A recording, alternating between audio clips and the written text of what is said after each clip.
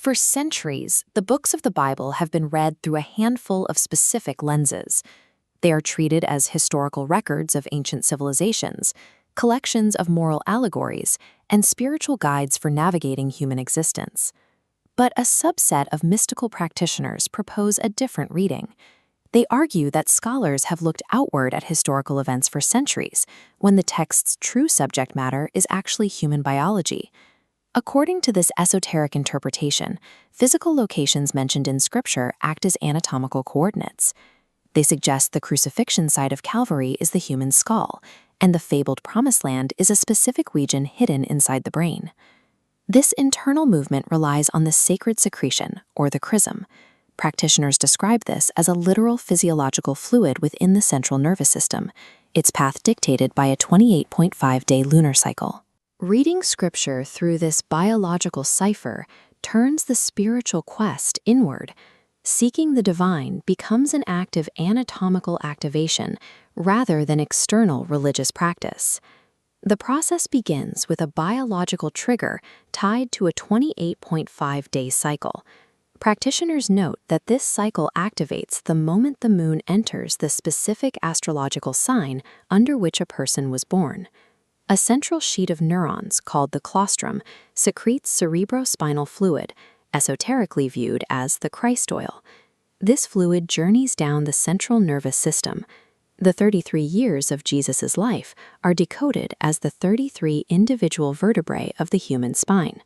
The secretion travels to the base of the spine, reaching the sacrum.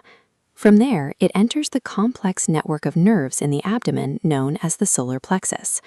In the original Hebrew, Bethlehem translates to house of bread, a term referring to the stomach region where the body processes food into fuel. In this anatomical reading, Bethlehem is the solar plexus. It is here that the secretion reacts with nervous energy to form a psychophysical germ, or Christ seed. The physical descent of cerebrospinal fluid mirrors the scriptural narrative of a holy figure coming down to be born in a place of physical nourishment. Once this fluid reaches the solar plexus, the practitioner faces strict behavioral requirements. The ancient texts demand abstinence from gluttony, sexual immorality, greed, and alcohol. In the anatomical cipher, giving in to these lower carnal urges carries a precise biological consequence.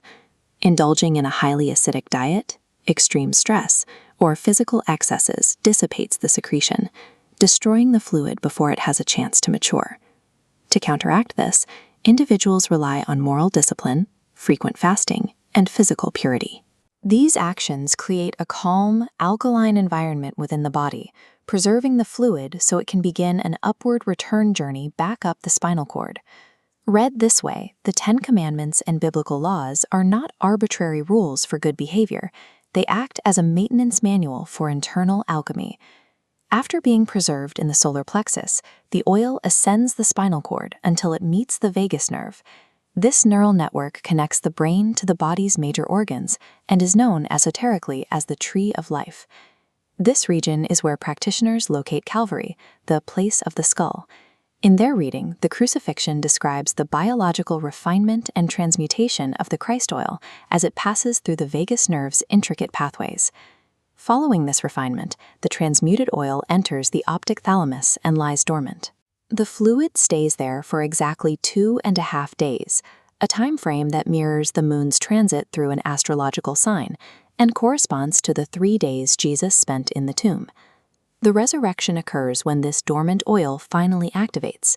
It pushes upward, crossing the final threshold into the brain's pineal and pituitary glands.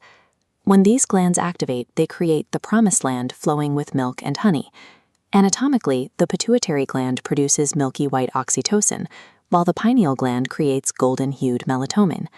The narrative event of a grueling sacrifice, followed by a triumph, matches the completion of a human endocrine cycle. When the fluid finally reaches the upper brain centers, practitioners report a natural release of DMT and serotonin. This chemical flood triggers a shift in brainwave activity. The mind transitions out of a standard waking beta state and enters a silent alpha state, accompanied by a feeling of unity. But the source texts warn against treating this biological mechanism as a shortcut for a psychedelic high. The physical chemistry will not properly activate without genuine empathy and service to others. In the book of Genesis, Jacob survives after seeing God face to face at a location he names Pineal.